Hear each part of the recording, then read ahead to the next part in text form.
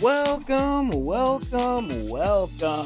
How you guys doing out there? What is the word? How's it going out there, everybody? I am Solar Gray, the cinematic sorcerer, and I am here to welcome you to the dark side of the room. That's right. I'm coming at you from the Wizard's Tower, and we are going. Oh God, no! It's in the trees. It's in the trees. Oh no! Oh yeah, we are going to be talking about some really, really fun stuff out there today. But in the meantime, and all that other jazz, I'm going to give you a little link right here for our Discord channel. That's right. So, welcome to the channel. Welcome to the dark side of the room.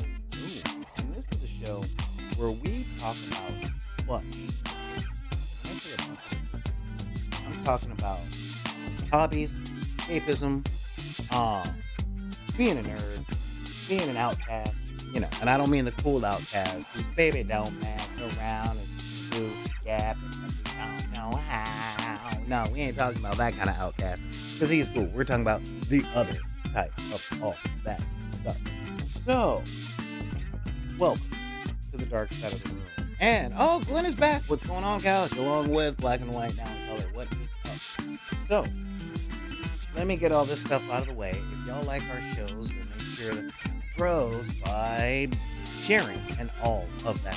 Sharing, subscribing. Which is like, man, you got to get like a bunch of new subscribers every month. I'm like, seriously? And they're like, yeah, you want to make that next thing. And I'm like, all right, I'm trying to get subscribers. I'm trying to get patrons. I'm trying to get followers. And I've even gone back to dual streaming on YouTube. So if you're watching on YouTube right now, subscribe to the channel, y'all.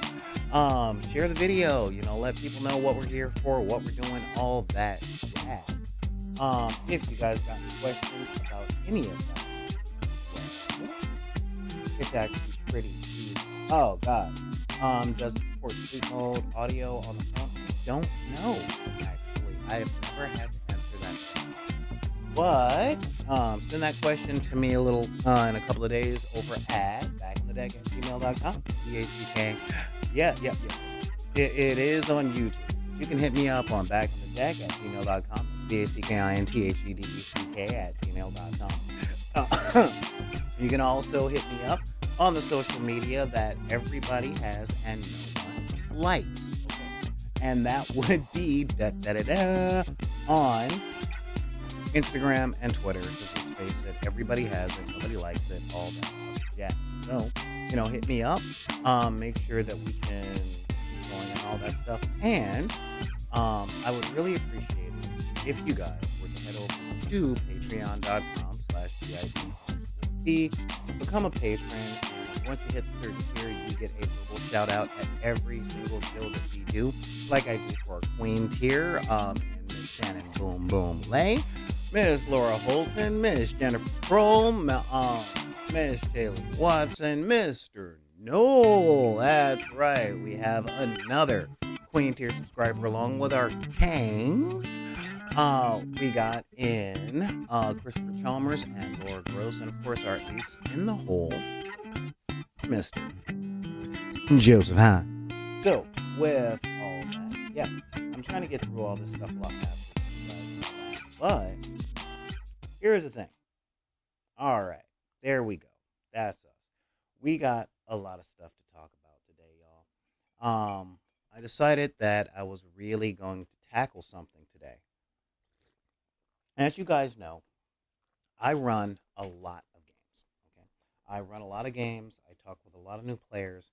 I'm even in 2 weeks going to start GMing professionally on Tuesday nights. This is big. All right, I'm going to be down at the Guildhall Tavern in Whittier, California. So, my audio's going up and down. Well, thank you. Well, hey, look at that there.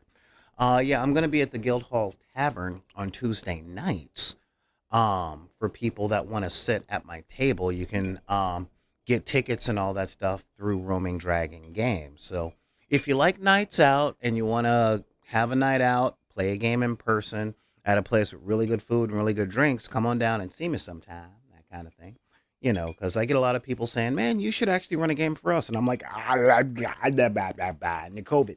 But quite honestly, that's going to be a thing. And Roaming Dragons does host some really, really good events, and they've been trying to recruit me to be one of their GMs for years, and I mean years. So I'm like, you know what? I'm finally in a place where I think I can run some stuff for you. So yeah, that's the whole thing. Yeah. So check that out. It's a great venue. The Guild Hall has at least two locations. One is in Burbank, one is in Whittier, and I will be at the one in Whittier starting the end of the month. Actually, I'm going to be starting there on the 26th. So yeah, come on down, do a carpool, do that kind of thing. If y'all like drinking and playing D&D, well, check it out. That's what we do. And yeah, so there is that. Other announcements, I'm retooling a lot more stuff and printing up a lot more things. So all of those things can be out there. I should be able to get to the post office by Friday, and that'll be cool. So yeah, with all that. Now let me give a shout out to um my people on the chat a tat tat, like Ox, and let's see, is that Azer Vice stop? Azer Vice. Black and white now in color. Glenn Klaus. It's or Glenn Couch. It's the Fritz. Lurks Neon Arlecchino. We love Marvel marbles and holding it down in the chat like gravity. We also got Clever Little Vixen in there, and that's pretty awesome. So yeah, we got those guys, and who is over here on the YouTube? Let's see. Oh, we got Daryl on the YouTube as well. Let's see who else is here. Yeah, that's cool. So yep, there we go. Here we are doing the whole thing, doing the listening thing, and all of that jazz. So, there's been a couple of few trends that I've been thinking about a lot lately. But before I get on that, I want to check in on the Discord server to see who's checking stuff out on the Discord, because that is pretty awesome. Let's see. Hey, this. Oh yeah. It's like, hey, look, he's live streaming now. And is anybody talking there? I don't know. I don't know if anybody's talking there. That's a thing. All right, cool. Yep. And here I am live on the Discord, or live ish on the Discord. All right. We got all that stuff going and marking that as cool. Yeah. Oh, yeah. Neon Arlecchino is on top of all the memes on the general Discord server. And yeah, so we got all that stuff going. So let me talk about this trend that I've been saying. Okay. As you guys know, I deal with a lot of new gamers. And by new, I mean people who have just started playing role playing games with other people in the past 3 to 4 years. All right. People that didn't grow up in the gaming culture, and people that are growing up in the modern gaming culture. And I love taking this stuff to people that haven't actually had the opportunities to do these things before. All right. Now, in doing that, though, I realize that I have a strange outlook on escapism, role playing games, tabletop board games, things like that. And I wanted to get into that today. Now understand, I am a middle aged man, okay? And the foundation of the way that I look at how I want to be was built by three individuals, okay? And if you're thinking, what, your mama, your grandmama, your daddy? No, no, no, no, no.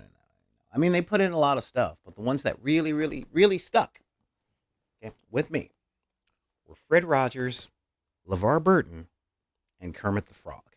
Okay? When I was growing up, I watched a lot of public television. A lot of public television. My shows were Mr. Rogers' Neighborhood, Reading Rainbow, and Sesame Street. And I watched them shamelessly until I was about 32.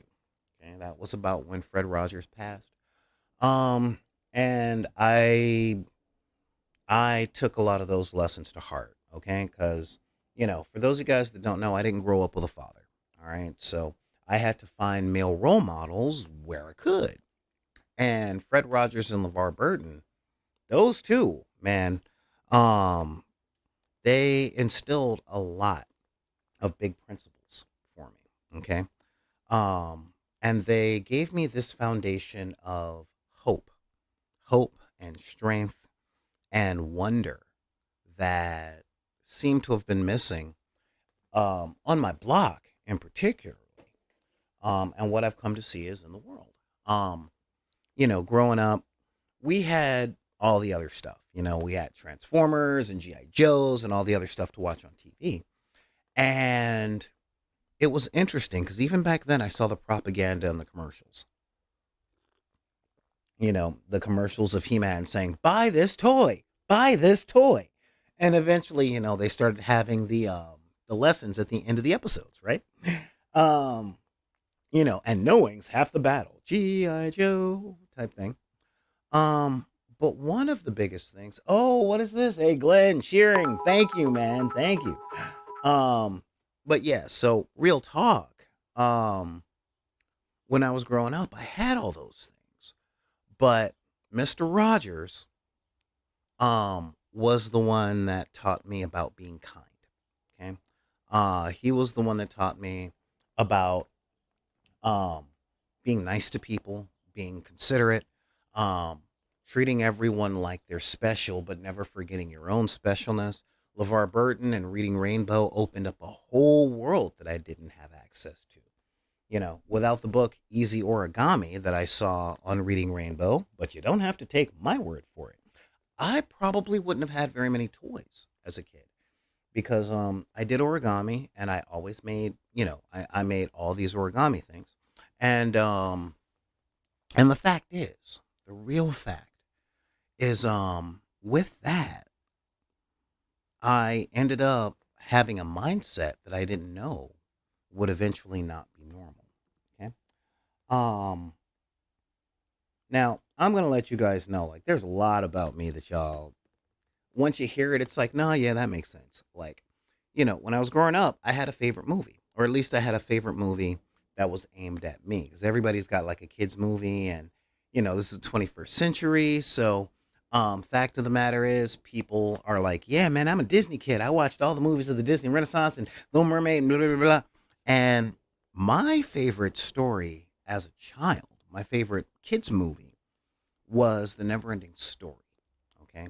Story about a bookish kid who's hiding from bullies and reading a book and then gets whisked away to a magical world by reading. And then it ends with the book coming to life and he getting a dragon and riding it through the streets of Germany. And I'm like, yes, please. But even beyond that, though, all of the themes and all that stuff, they were very adult themes. Um, and I can't help but think of the things like the Magic Mirror Gate and the Guardian Gate, where if um if you try and cross through these things and you don't really believe in yourself, they will kill you. And when you hit the Magic Mirror Gate, when you look into the mirror, it shows you what you really are. It shows you your true self. And most people run away screaming when they see their real self. And I saw this as a kid, and I'm like, I'm going to pass through that gate. I always try to make it a point to be aware of and like at least cognizant enough to know who I really was. Yeah, that was kind of my childhood. But I also liked it because it gave me a sense of stories of old. All right. Things like Tarzan, 20,000 Leagues Under the Sea, where we could have lives of adventure. We could, you know, find the lost ruby, delve into a dungeon, fight giant monsters, have adventures on the high seas that don't consist of staying below deck chained up. Y'all know what I'm talking about. Um, and that's the kind of stuff I dug, you know. Now, in the 80s, we had a lot of that stuff. And then the 90s came around, and that was, some people call it the worst thing to ever happen to comic books because we went from bright eyed adventure and, I guess you could say, what is the term? Optimism, optimistic adventure to edge. Everything was the edge. You'll pay for your own seat, but you need the edge. You know?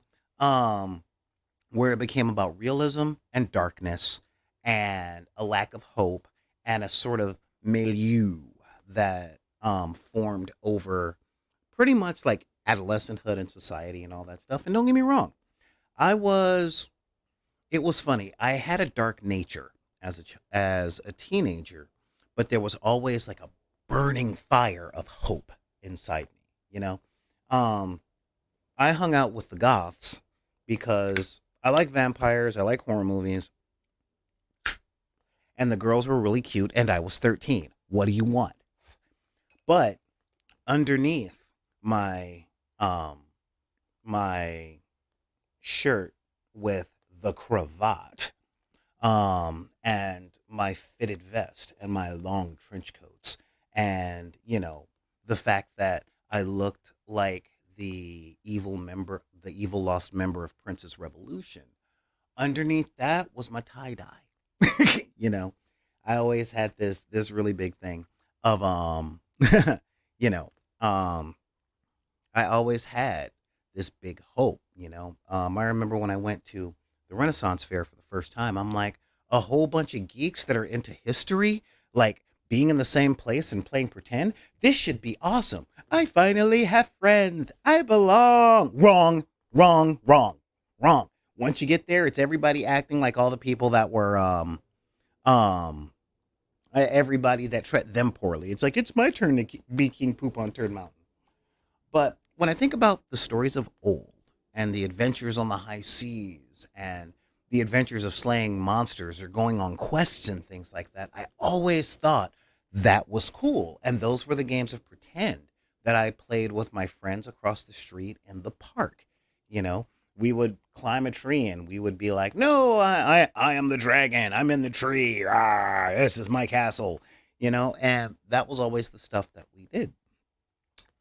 And then came 80s movies. All right. And 80s movies really came in two flavors. Okay. I am not interacting with you guys on that. Okay. Our Texas loss was a very important part of the story. And yes, it was traumatizing, but guess what? So was a lot of childhood. But yeah. But the 80s came in two flavors.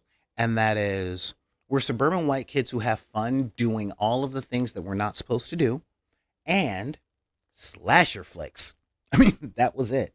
The only middle ground in the 80s that came about was The Breakfast Club, which was, man, it sucks being a teenager, don't it? Yeah, it does suck. Oh my god, I can't believe how much it sucks. All right, moving on. mm, but that really was it's one of the reasons I love that movie so much. Um but the other side of the 80s, the other side of the 80s, the slasher flicks, that really took away a lot of people's martial arts movies. Martial arts movies were 70s, bro. Seriously. Like Fist of Fury, the Rage of the Wu Tang Clan, Master Wu and the Flying Guillotine. That was all done in the 1970s. We saw it in the 80s, but it was made for a different time, and this is important, okay? Because the stuff that was produced in the 80s, the stuff that really formed a lot of people, was, hey, look, hope. We don't have to get anything done. Where you get to the disenfranchised side of town with the people of color, LGBTQ, the poors. Um, that wasn't us. That wasn't us. Key and Peele said it great with have you ever noticed every teenage movie with black people are I'm going to get to college. I am going to get to college. Where all the kids with white or all those movies with white kids like Animal House, PCU, all that, it was about college kids trying to leave college. I mean that really was. Yeah, Howard the Duck, we don't talk about the duck, okay? Because that movie gets way too much crap, and being the demographic that movie was made for, all in. But then the 90s came and slasher flicks had really really gotten the back up, but The 90s flicks, or the slasher flicks of the 80s, were very, very Reagan propaganda. The if you are a teenager and break the rules, something will come out and kill you. Um, yes, they started in the late 70s with, let's face it, I think it was Christmas Evil. But yeah, Halloween, like, hey, guess what? It can happen in the suburbs. And Friday the 13th was kids having sex in the woods with no other stuff. Oh no, you know what I mean? Um, but yeah, the fact of the matter though is this created something interesting. Now, in my neighborhood, okay, movies were pretty much the only way that we got out. All right. I talk about how isms and emissaries and all that, they cut both ways. Okay. A lot of people are like, we need more positive images of people of color and stuff. Excuse me. Um, because people that don't live around people of color, when they only see us as gangsters and ignorant and thieves and all that other stuff, they think that that's what we're really like. And that cuts both ways. Okay? Because growing up, I thought every white person um lived in a nice house in the suburbs, and they had groups of friends and they went riding their bikes through nice neighborhoods, and they could steal candy from the store and not end up in an armbar with their head slammed onto a police car. I thought the suburbs were a great place. And then I moved there. No, no, no, no.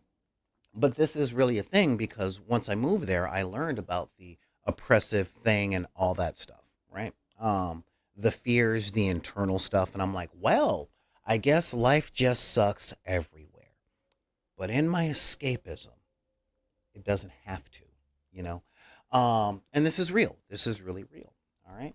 Um, this is a really big thing. Now, when I learned how to play Dungeons and Dragons and all that stuff, I'm like, dude, we can have all of these adventures and all that stuff, and we can leave the suburbs or leave the ghetto or leave any of this stuff and go out into space and go pew pew against aliens and save the girl and save the universe and be heralded as heroes, and we can be like, yes, all hail the conquering hero, da da da da da da da da. You cannot copyright me, write me about this, but here's the thing, all right? I run games nowadays. And when I run games nowadays, people forget escapism, okay? And this is one of the things that I want to push really hard, all right? It's like when you're at my D&D table, you are not in junior high school anymore. Um you don't have to deal with the mean girls. um do you know um you're no longer having to deal with the mean girls and all that stuff. You're Captain Nemo, you're Tarzan, you are Joan of Arc, you're whoever it is that you want to be and you want to do stuff, right? But I bring up the stereotypes of all that stuff because when it came to slasher movies, it had a really negative effect on my neighborhood. And that was, you do anything other than what you know how to do and you gonna die. All right. Jason wasn't a metaphor for um Reagan level or the religious right. He was a metaphor for skinheads and the Klan, bad cops. Um and so when I get people at my table nowadays, I see a weight of oppression over them. Okay. I really do. I really see it. People are afraid to move forward. People are afraid to follow plot. People are afraid to make mistakes. It's one thing to be like, um, I'm afraid of losing my character because there's always a risk. But between the 90s with the edge, the early 2000s, post 9/11 and everyone being scared, the 2010s, the rise of Ugg boots, and now we're in the 2020s. We have a huge, huge, huge thing of risk aversion, even in our hobbies. even in our fiction, even in anything that we're a part of. It's we're afraid to adventure. Okay. And here's the thing. One of the reasons that I like Dungeons and Dragons is that it tackles this. All right. Believe it or not, it does. It tackles it in a certain set of game mechanics. Now, why did I label this episode Save Someone? Okay. Save Someone. Um, it's really funny because I get a lot of players that are afraid to play because of they're afraid of looking stupid, they're afraid of getting bullied, they're afraid of breaking away from what their preconception of playing these games actually were. Because let's face it, in modern media, all right, um, in modern media or most modern media up until like Stranger Things or Community or even The Big Bang Theory for some. Um, People who play tabletop miniatures or build train sets or play Dungeons and Dragons, they were always looked at as the people that you didn't want to be, right? They were the first ones thrown in their lockers or jacked for whatever it is they got or had pranks pulled on them that always escalated to violence. If not direct violence, then like, hey, I'm going to replace the chemical he needs for his science project to this deadly thing of bleach, something like that. And so in playing a lot of these games, a lot of people look at this stuff. Oh man, yeah, a lot of people look at this stuff and they're like, yeah, I don't want to be that guy. I don't want to be I don't want to be a nerd. I don't want to be a dork. I don't want to be I don't want to be I don't want to be I don't want to be. But one thing I learned about being a nerd, a weirdo, a dork, all that other stuff, okay? Is my whole life when I was making origami stuff, when I was playing pretend, when my friends and I used to take whatever branches we could and play swords with them after watching Kung Fu Theater on Saturdays. All right. After watching all those 70s movies like The Seven Fists of Chin or Master Yi and the Flying Guillotine, and we would go to my backyard and we would take broomsticks and mop sticks and we'd play swords and all that stuff. You know, was while we were doing that, we didn't have to think about the drive-bys. We didn't have to think of the sex workers addicted to crack. We didn't have to think about the abusive parents or getting chased down in school for not having the newest set of shoes because our parents were still coming up $100, $200 short from bills every month. We could play that pretend. In short, whenever we were doing these things, we were happy. Okay? We were having a good time. All right. And I know. It also it kind of seems like I'm getting a little dark here, right? But just the opposite. Those places were our hopes. Okay. I didn't have to think about what a scumbag my brother was because I was playing with my two best friends who were brother and sister down the street, who are still in my life today. All right. I didn't have to think about the people who tried to beat us up at school for being good at math. What we could think about was being Master Yi in the Flying Guillotine or being a Veritech fighter from Robotech. Yeah, Macross, that's right, you anime heads. I go that far back. Actually, I go back to like Battle of the Planets, but still. And even nowadays, we can be Naruto. We can be Captain Malcolm Reynolds. We can be all of those things as long as we leave the issues at the door. Okay? As long as we remember that what we are doing is to escape all of those feelings. Okay? Now, here's a big thing, and this is something that I'm pushing more and more in my campaign, or in all of my games, all of my campaigns, and that is the alignment system in Dungeons and Dragons. A lot of people yell and scream and blah, blah, blah. And in truth, I don't listen to half of those things, and this is why. Okay. 90% of the complaining that I hear about the alignment system, that 9 point alignment system, the biggest things I get are people trying to defend who they are in real life against a moral system for fictitious characters within a game. Okay? I will say that again. People defending who they are in real life against a moral system for fictitious characters within a game of pretend. All right? Now, my girlfriend will tell you I hate, hate conversations where um within universe someone will say something about the philosophy of that universe, and then the conversation is like, well, that doesn't make any sense, that's not how it works in the real world. It's like they're not saying that's how it works in the real world, they're saying that's how it works in that universe. There is a separation. Sometimes that separation is a TV, sometimes it's a page, sometimes it's a phone screen, but there is a separation. Okay. uh, um and it's like, fictitious stories are there to help us find the truth, but it is not there to tell us what the truth is. Okay. Um, so when it comes to the alignment system in D&D, there are 9 aspects about it. It's very broad, but that broadness can help us with our characters.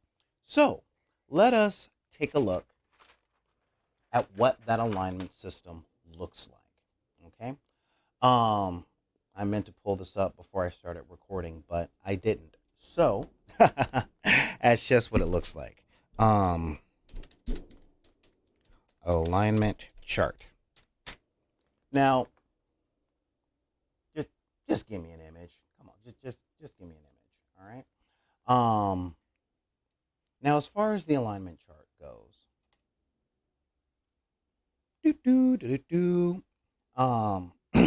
This is the alignment chart for one game,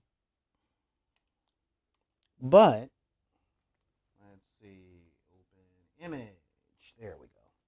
This is the alignment chart for one particular game. All right. This is not universal truth. this is not. This is not. Um. This is not a way to. This is not a way to model yourself and your own morals. This is just.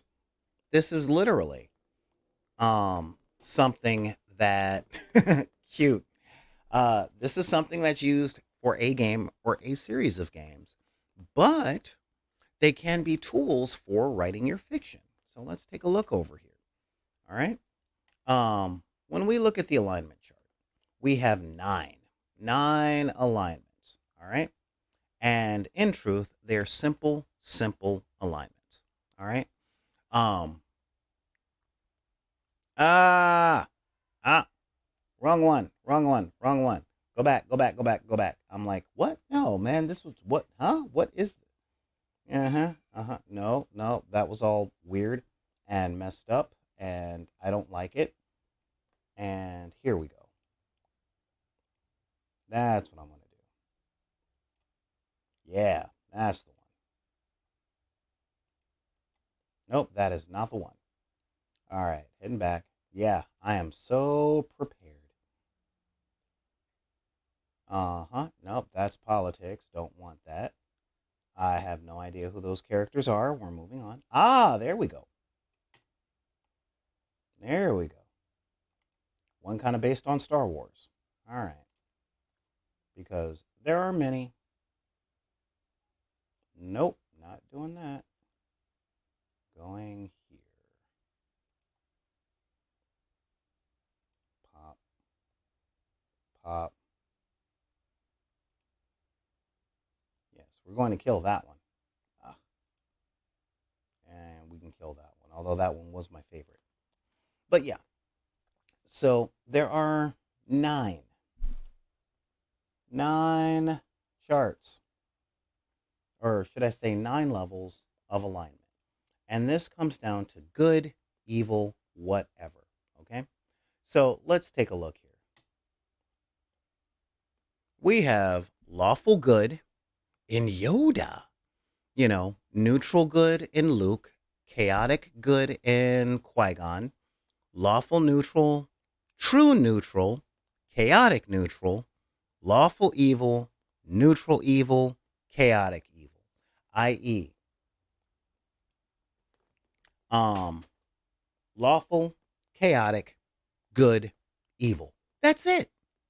That's the whole big thing. You guys are back on that whole Robotech and Transformers thing. Um, Now, what does this mean? Well, I did some research, and I'm going to explain this.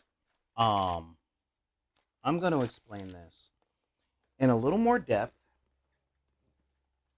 than I do to my players, just so that people kind of understand this.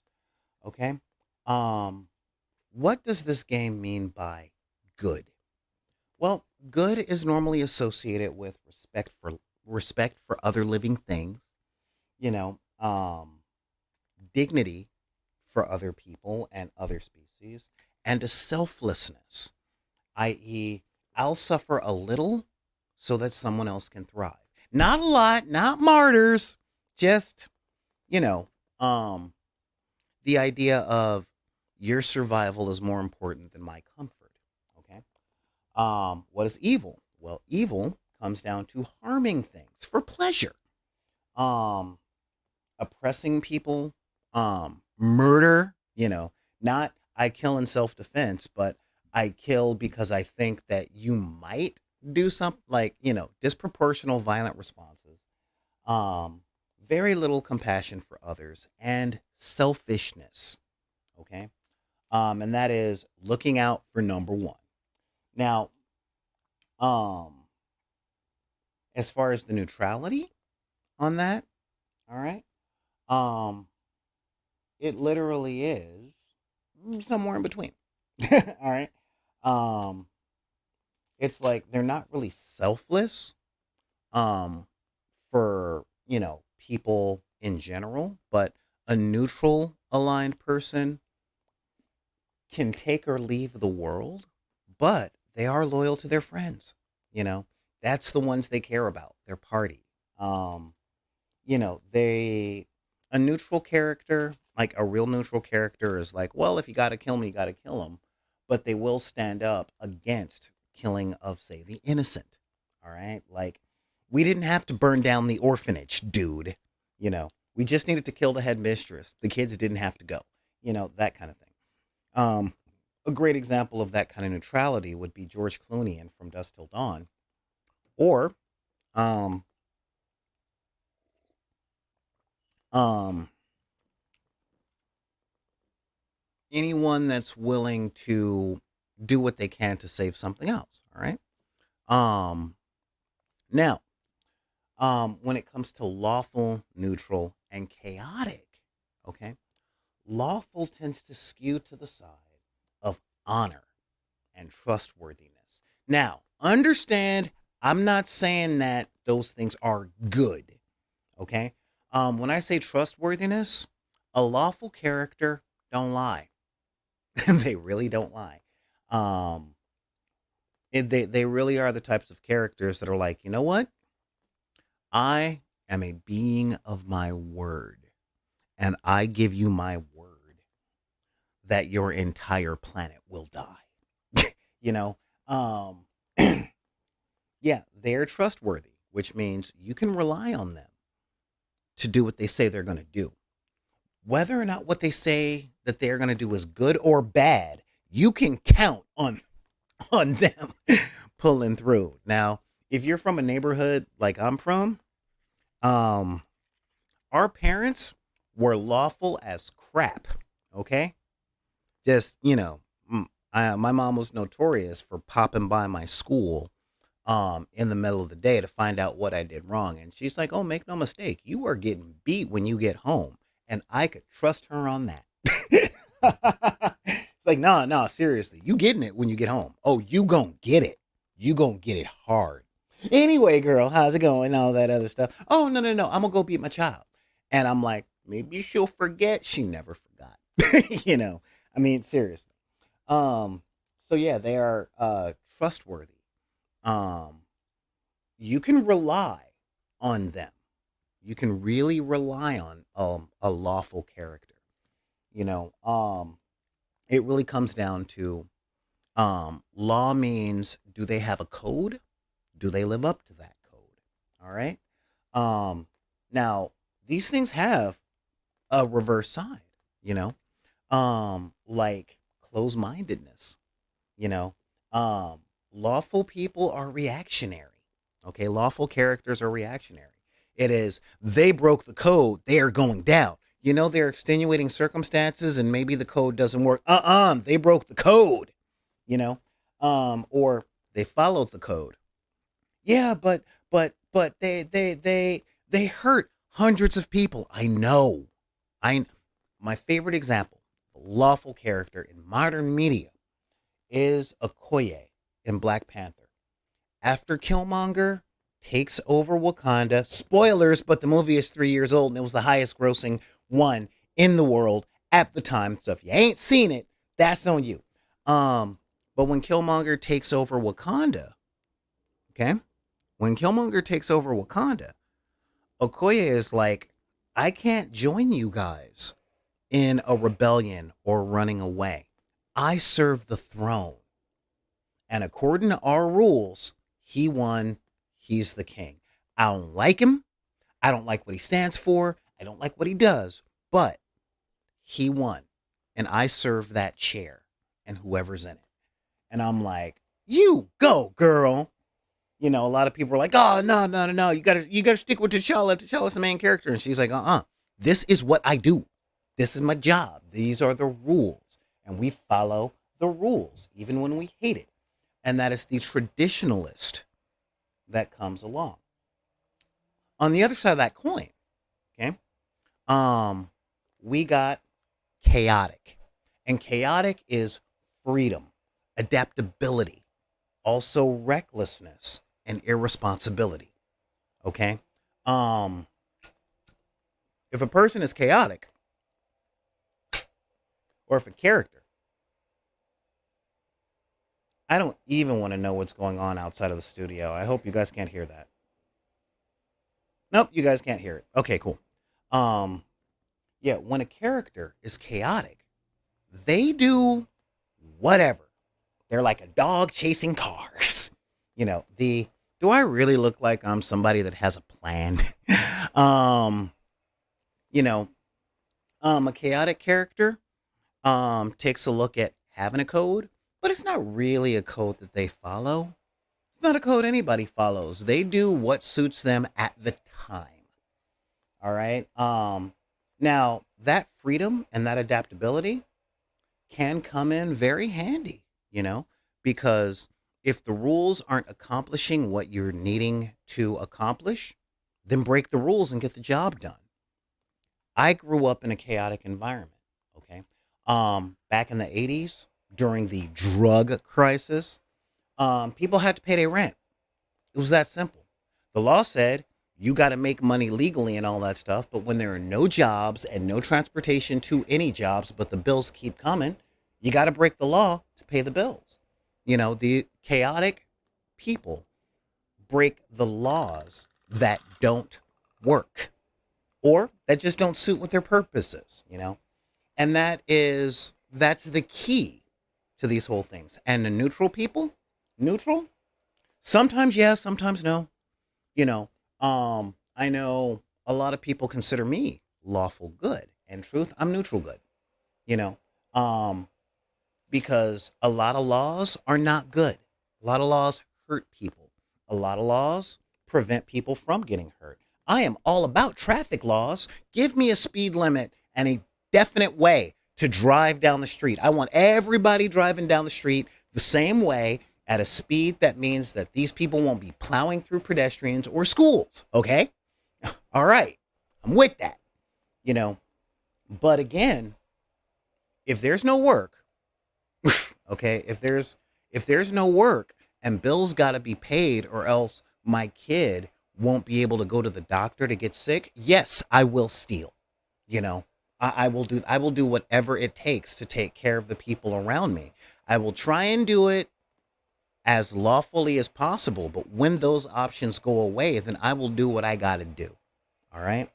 And that's neutral.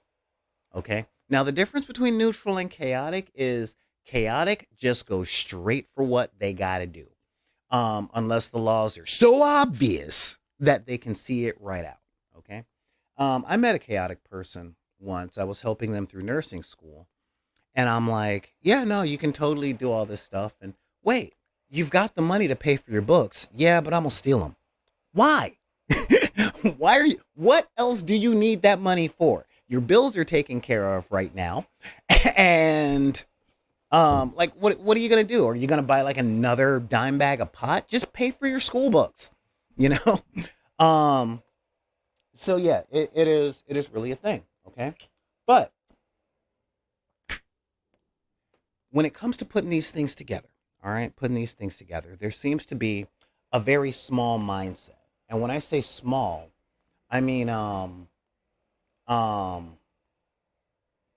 can I put it? I was talking to one of the writers for Wizards of the Coast, and we both agreed that lawful good don't mean awful nice. All right, seriously. Um, lawful good, um, especially in the sense of adventure games. Okay, a lawful good character, believe it or not, is Wolverine. You know, Captain America is a shining example of lawful good, as is Superman. But let's be real, both of those characters kill a lot of people. I mean, man, they kill a lot of people, you know. But they follow the law. You know, they follow a moral law. All right. Um, Wolverine is a great example of lawful good that's dark because yeah, he kills a lot of people. He's the best he is at what he does, and what he does ain't pretty. Okay. However, no kids, no helpless people, nobody that's not already committing crime, and he doesn't kill every criminal, but he does kill every murderer. That counts as lawful. Okay. And good, he always looks out for kids. Every single kid that he comes across. Kitty Pride, Laura Kinney, Bobby Drake. It doesn't matter. If you are helpless, he's got your back. And if you are a bully, you are dead on arrival. you know, but Wolverine counts, you know. Baron Zemo is honestly lawful evil. You know, he's very lawful evil. At least in the comics. Now, Baron Zemo and Falcon and Winter Soldier, he's closer to chaotic good. Um, yeah, a lot of people do abuse and whine that they're denied things, and they're not. They're really not. Again, this is the small mindset. Lawful good does not mean awful nice. Okay, a lawful good character will not torture. You got to come up with something else. Okay, but boy, will they intimidate. um, you know, now it was funny. I grew up thinking that most people are kind of chaotic good, that people lean toward chaotic good. And as I get older, I'm noticing that most people are really chaotic neutral. You know, um, it's sad, but every generation changes. Every generation does a different thing. All right. Um, mm, so when it comes to these things, I always let my characters know. Pick your alignment, okay? But there is selfless in good, selfish in evil, lawful, i.e., honest, trustworthy, um, one that has a code and follows that code, chaotic, Now, I'm going to put this out there. Okay, in the comic book world, um, the biggest thing about the biggest thing um there are two examples of chaotic evil. Okay. Um, I'll get to that question in a minute, Alpha Toggin. In the comic book world, the two biggest examples of chaotic evil are the Joker and Carnage. Okay. But most people hear chaotic and they go whoop whoop woo, ah, blah, blah, blah, blah, blah, blah, blah, right? Um, Actually, Daryl, I would disagree. An example of lawful Morgan would be more lawful good because the laws of magic that he uphold are actually there for a very good reason. And even when he was on his deathbed, when Molly broke the law to save him, he tried to kill her, you know. And shout out, man. I'm glad that you love the Dresden Files. Um, but yeah, but most people hear chaotic and they go, and it's not that. It's chaotic is unpredictable, but unpredictable doesn't mean wacky. Okay? It really doesn't. A great example, my personal example of chaotic evil is Lex Luthor. Believe it or not. Okay? Um Big fan of Lex Luthor because at the end of the day, he will break every rule and does whatever serves him. Every good deed he does is to serve himself. Every evil thing he does is to serve himself. Does he follow the law when it suits him? Does he break the law when it suits him? Does he become the law when it suits him? And I really think that that's something that people have to take a look at. Um, you know, I honestly think, like one of my favorite moments, um, I know people use him as an example of lawful evil, but one of my great loves, one of my great um, moments for Lex Luthor came in the Justice League Unlimited cartoon, where he gave a housing project. Um, he gave a housing project um, a free energy source, knowing that Superman would come in, not trust him, and tear it apart. And he did all of it to look bad. Or to make Superman look bad. He performed a good deed and helped people, and then brought in the only person, um, and brought in the only person with a higher moral compass than Superman, being Captain Marvel. And Superman came in and was like, no, blah, blah, blah, blah, blah, blah, blah, being reactionary and traditionalist. And then at the end, he's like, it's my bad, Superman. I should have known that you wouldn't believe that I could change. And I'm just like, oh, well done. Well done. But he followed every piece of law to do all that stuff, just to make Superman look bad because it suited him. Other times he broke every law to suit him.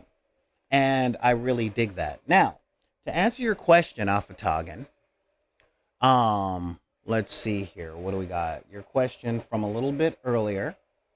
Um, Assassin committing horrific murders for an ideal of freedom is lawful good. Um, on that one, I would say yes, because I see you trying to give me a gotcha question when it comes to Wolverine. But horrific murders, um, to uphold the law, yes. Um, for a code of good, that can be lawful good. Um, as long as, again, according to um the Punisher is chaotic good. Okay, he really is. Um, but again, um, respect for life, dignity for others, and selflessness. Okay, um, that is if the assassin is killing is doing a really big bad thing um for a greater good that can be codified, then yeah, that in my eyes would count as um that in my eyes would count as um lawful good. And yes, the Punisher would go after heroes. um I say chaotic good because the Punisher has a code of what good is. And the biggest thing about the Punisher is Captain America is his bellwether for morality, and he would never touch Cap. You know, um, like real talk. He'll go after anybody who breaks the law, even anybody that will allow someone else that broke the law to get away. He will go through them to stop the bad guy. But he doesn't touch good people. He really doesn't, like Captain America. There was a great moment in Civil War where Spider-Man, um, where Spider-Man was running from the Punisher, and Cap just showed up, going, "What? This is a good guy who's doing some good stuff and all that other stuff. Who's next? Me? Punch me? Is that it? Well, I'm right here." And Punisher breaks down in tears, going, "Not you. Never, never you." Okay. Um, you know, he truly believes that he's the good guy and he never strays from his code. That is lawful. Okay. Um, but but see, here's a big thing, and I bring up all this stuff not to have a really fun debate over who is this and who is that. Although I love doing this, make no mistake. Okay. Um, but when I have characters at the table, when I have characters at the table, it's really easy to forget alignment when you're at the table. Um, I know, um, I know that I have a lot of characters who choose the good alignment, and they tend to always side against selflessness. They'll see people they'll see people being bullied or whatever, and they'll be like, "Pfft, ain't none of my business." And that's based on their lives outside the game. Okay. One of the things about goodness that I really want to one of the things that I always want to make clear to my players at the table is you can have a good alignment. And being good doesn't mean you have to help, but it does mean you want to. Okay? That's a big thing. It means you want to. That's what selfless means. Selfless doesn't mean martyr. It means I want to help, but it might be hard for me.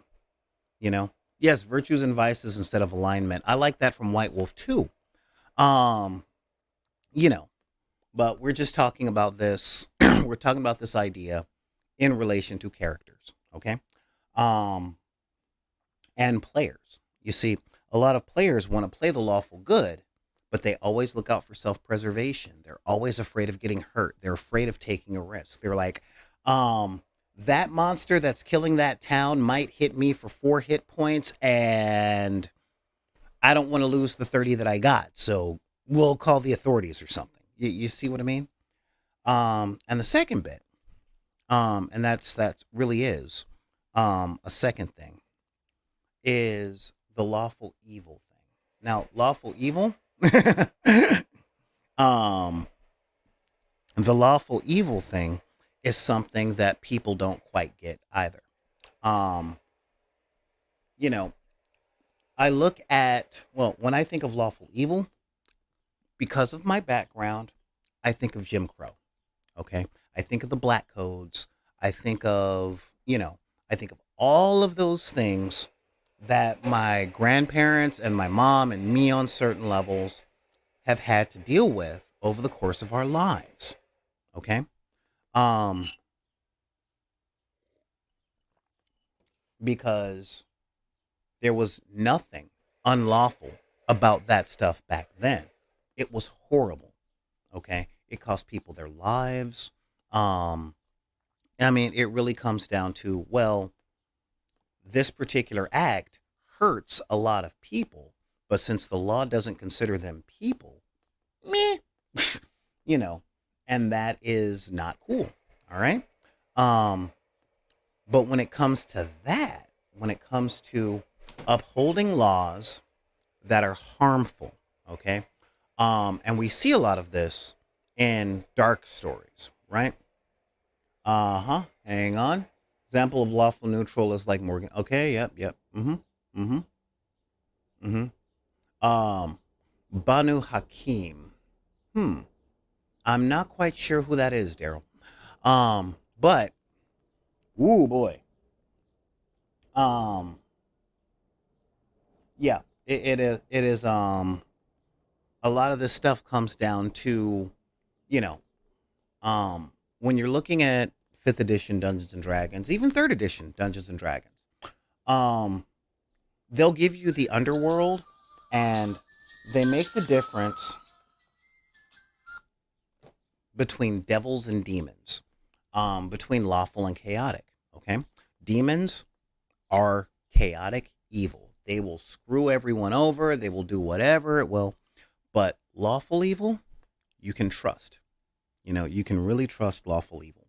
Um, One of my favorite lawful evil characters in modern media these days is Giancarlo Esposito on The Mandalorian. Okay, dude that had the black saber. You know, he followed the rules. He even used the rules to hurt people. Okay, he was evil, and he's like, "Oh my god, a Jedi's coming." Well, guess what? You beat me in combat. This is yours. Oh yeah, in order to get it back to the person I stole it from, yeah,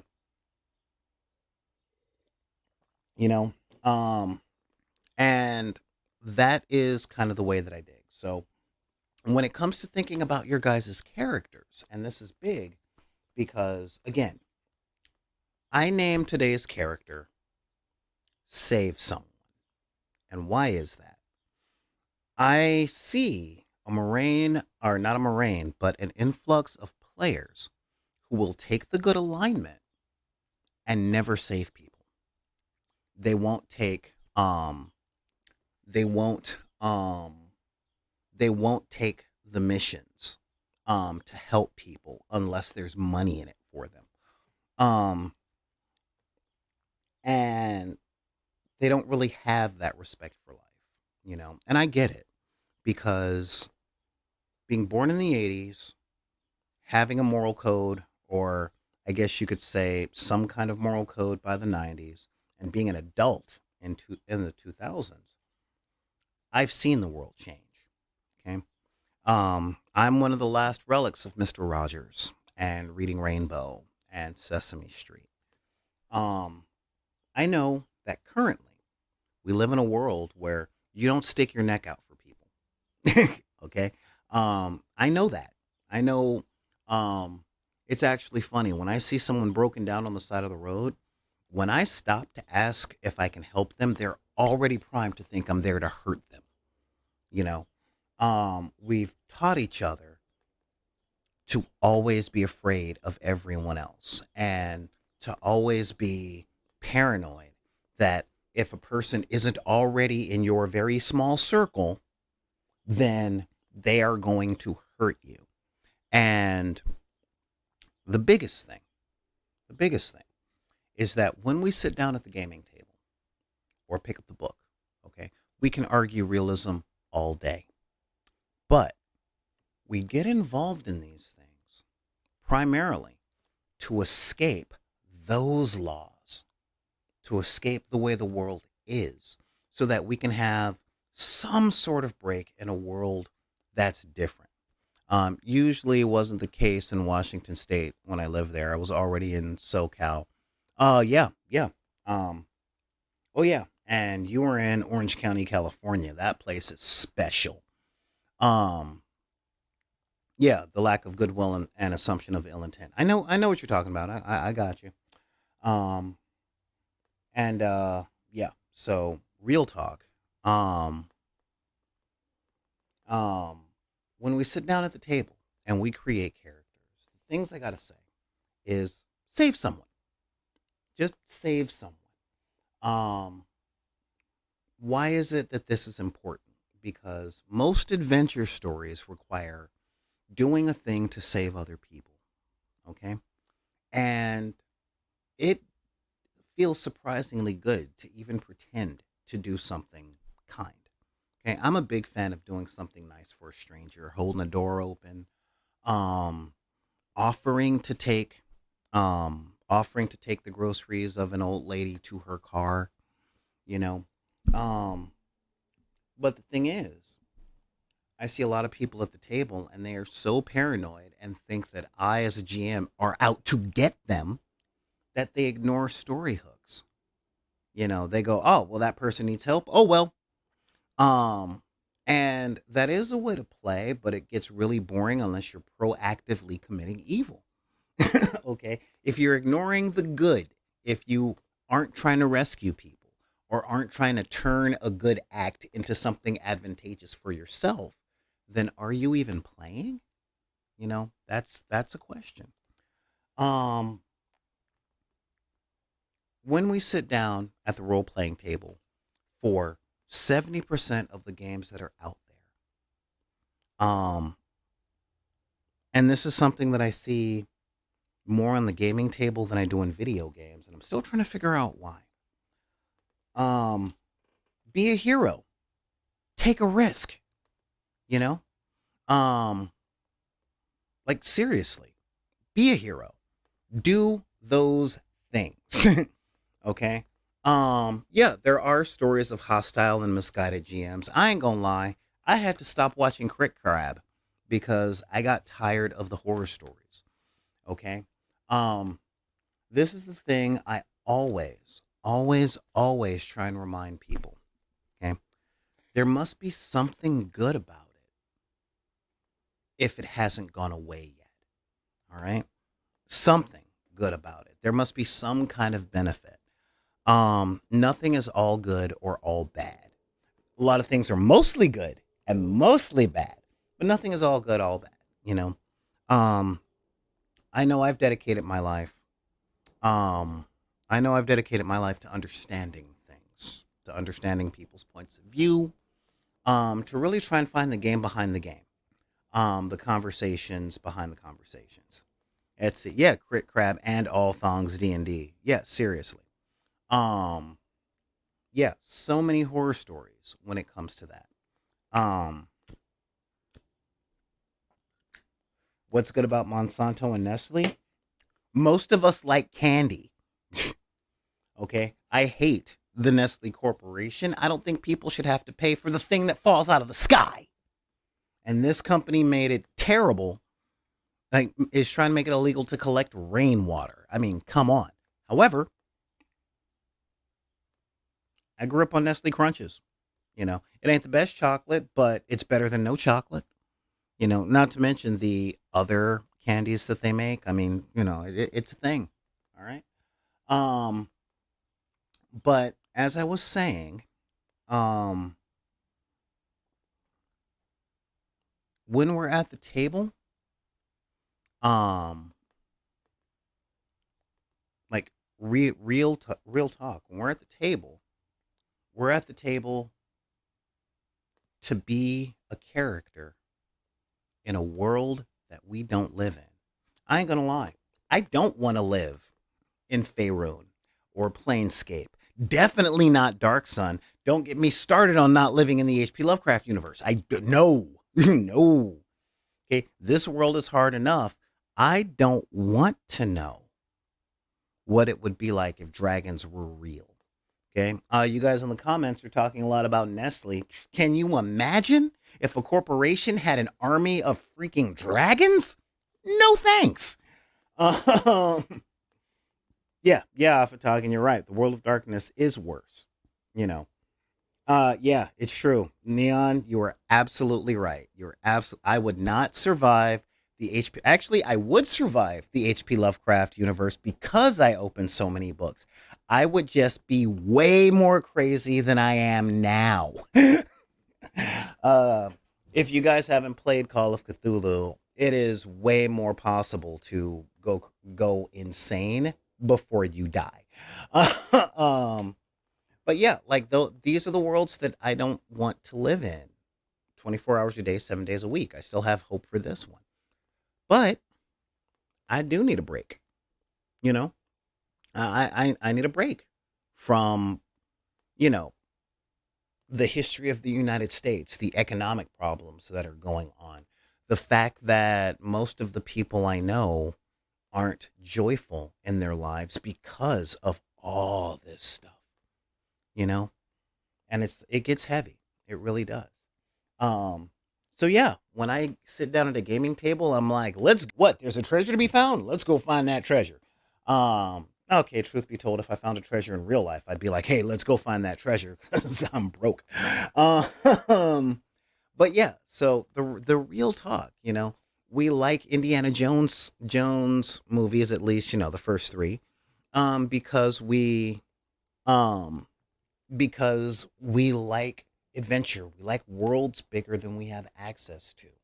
We don't live in the Star Trek future yet, so I like watching Star Trek because I want to have some hope for what the future is, you know? Um okay, I wouldn't mind living in the Dresden verse. All right, that okay, I can deal. Um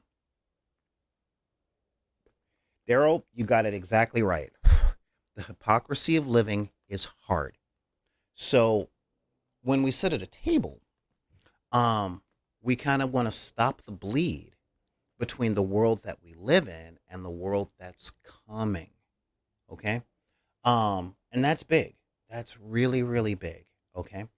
Um, or should I say the world that we live in and the world that we're playing in. All right. I would love a world where the fantastic is real. And guess what? I live in a world where the fantastic is real. I'm talking to you guys via electronic devices, and I'm sorry to tell you that most circuits and components are just rocks that are cut to a certain size. So you're holding a magic mirror run on magic crystals, and I think that's amazing. Okay.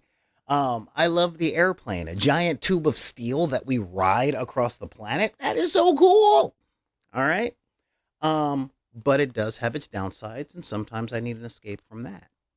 Um, so when you guys are at the table, okay, when you guys are seriously at the table and you create your characters and you want to play in a game, well, the 4 things I gotta say: save someone, just save someone, save anyone, even if you're an evil character. If you save them, you have a thrall.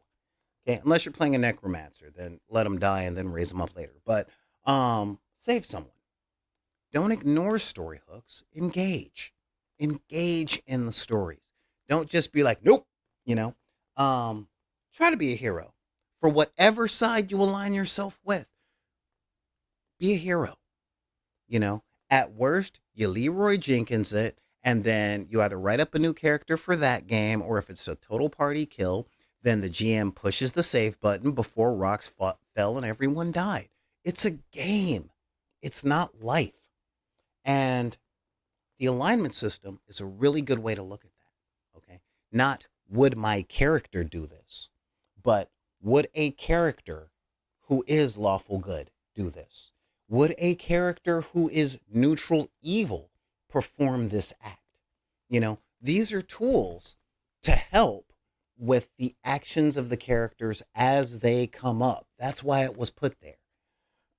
um, and I mean that. I really do. I really do mean that. Um, it really is a big thing. And yeah, there sometimes will be a character whose alignment is different from the rest of the parties. Use that, you know?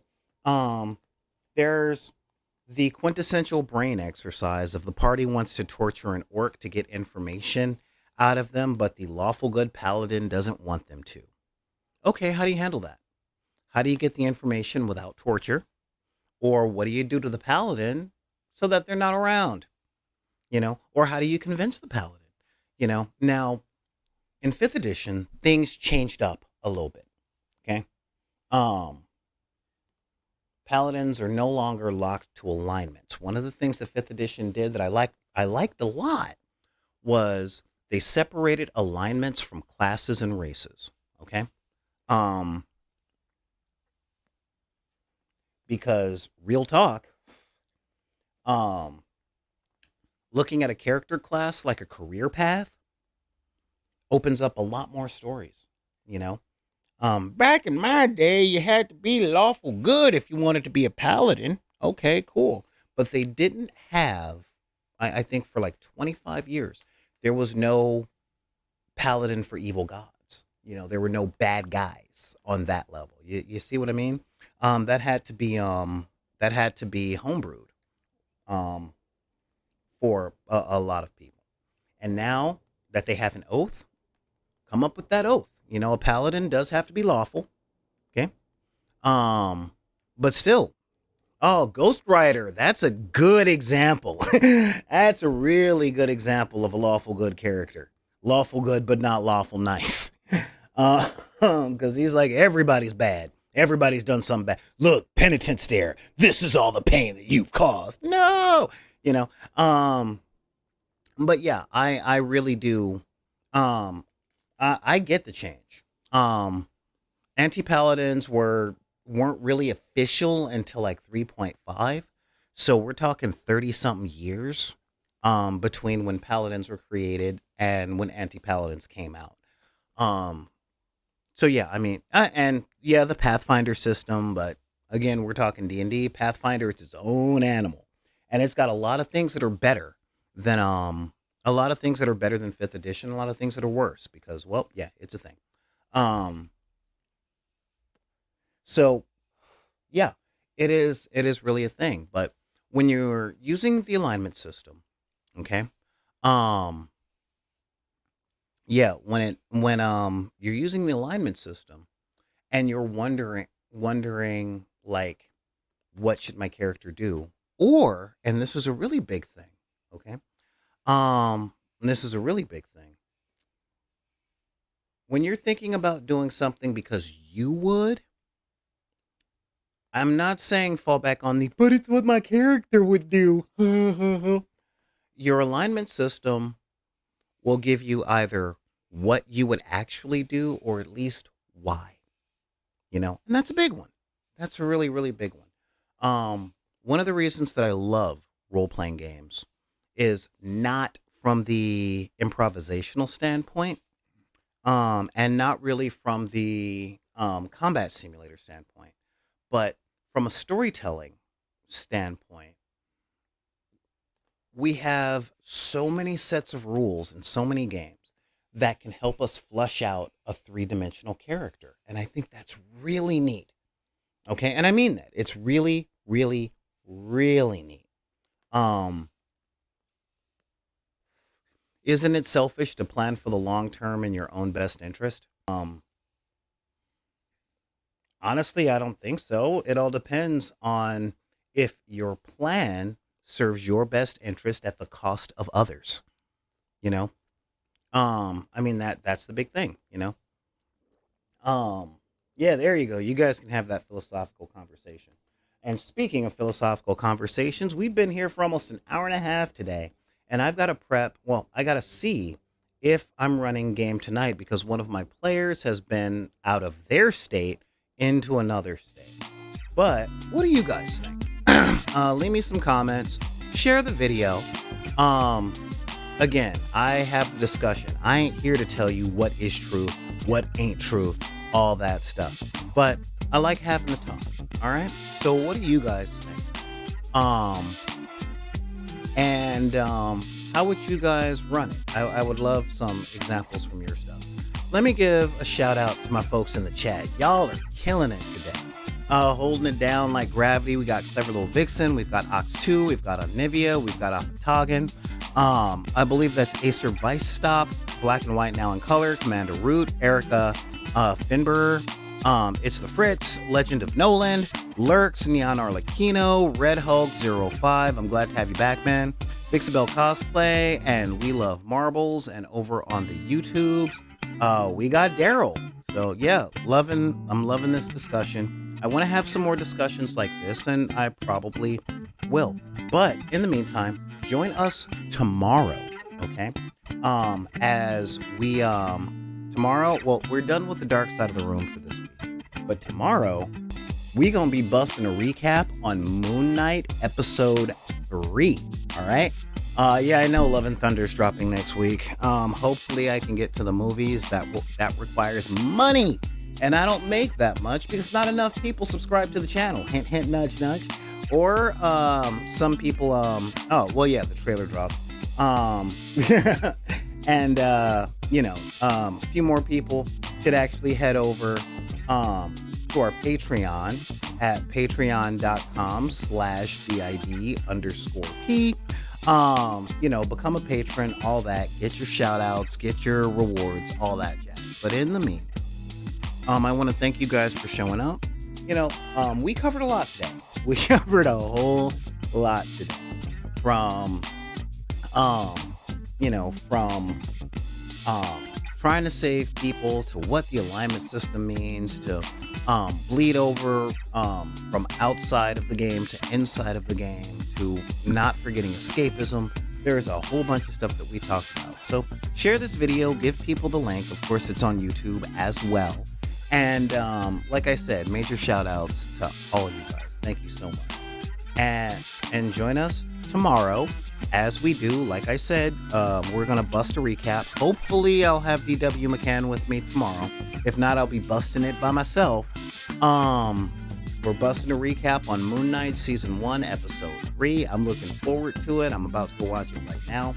And just remember, if anybody tells you guys that you guys can't like the stuff you like because of the circumstances of your birth, be it race, religion, creed, gender, identity, sexual orientation, any disabilities, or your budget, you can tell them to take any of those cards and put them back in the deck. This is Solar Gray, the Cinematic Sorcerer, saying thank you guys for joining me here on the dark side of the room, and we will see you guys tomorrow when we bust a recap on Moon. All right, later, guys.